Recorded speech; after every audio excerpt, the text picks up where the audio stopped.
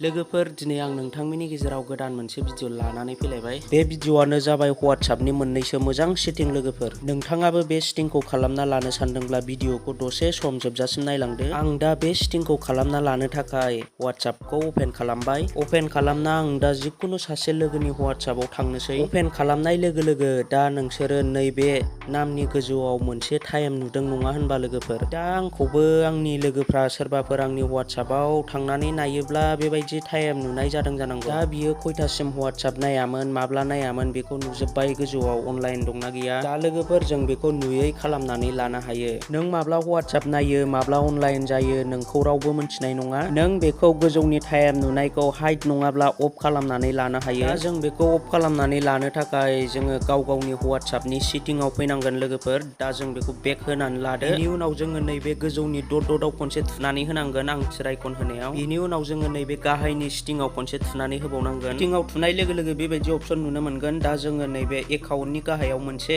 Privacy अपसन दंना लोगोफोर, जों दा बेयाव थुनानै होनांगोन प्राइभेसियाव थुनाय लोगो लोगो जोङो दा नैबेबायदि अपसन नुनो मोनगोन। जोङो दा नैबे लास्ट सिन एन्ड अनलाइन नैबे अपसनाव खनसे थुनानै होनांगोन। दा जोङो बेयाव थुनाय लोगो लोगो नैबेबायदि अपसन नुनो मोनबावगोन। जोङो गावनि टाइमखौ बा अनलाइनखौ हाइड खालामनानै लानो थाखाय जोङो नैबे न'बडियाव थुनानै होनांगोन लोगोफोर। न'बडियाव थुनाय लोगो लोगो नोंथाङा खयथायाव अनलाइन थायो, नोंथाङा माब्ला WhatsApp नायो नोंथांखौ रावबो मिथिनाय नङा। बेनि उनाव नैबे गाहायनिखौबो नोंथाङा एभ्रिवानाव होना लादो। बिसोर मोननैयाव होनाय लोगो लोगो नोंथाङा माब्ला अनलाइन जायो, माब्ला अफलाइन जायो बेखौ रावबो मिथिनाय नङा। दा आं बेक खालामनानै नायनोसै। बिनि उनाव आं दा सासे लोगोनि WhatsAppआव थांनानै नायनोसै। दा नायनाय लोगो लोगो नोंसोरो बेयाव लास्टसिनबो टाइमबो जेबो नुनो मोनाखै। दा आंनिखौबो नायोब्ला बिसोरबो जेबो नुनो मोननाय नङा। आं माब्ला अनलाइन थायो, माब्ला अनलाइन जायो रावबो जेबो मिथिनाय नङा।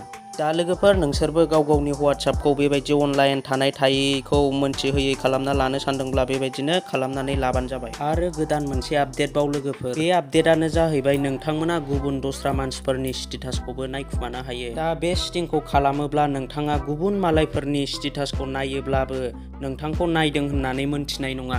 दा बेखौबो खालामना लानोब्ला जों नैबे गोजौनि दटआव थुना होनांगोन। बेनि उनाव नैबे प्राइभेसि अपसनाव खनसे थुना होबावनांगोन। बेनि उनाव जों नैबे गाहायाव नुनो मोनदों रिड रिसिभ अपसन लोगोफोर। नोंथांमोना नैबे आं आइकन होनायाव आनटिक खालामोब्ला जों सोरनि स्टेटास नायदों बियो श' जानाय नङा। नोंथाङा मालायफोरनि स्टेटास नायदों ना मादों नोंथांखौ जेबो मिथिनाय नङा। आरो नोंथाङाबो बेखौ गोसोआव लानांगोन। नोंथाङाबो बेखौ आनटिक खालामना स्टेटास दोनोब्ला नोंथांनावबो रावनिबो मानसिफोरनि नामा श' जानाय नङा। दा लोगोफोर नोंथांमोना सोर मोनथिखायोमोन कमेन्टनि गेजेरजों खोन्थाहर।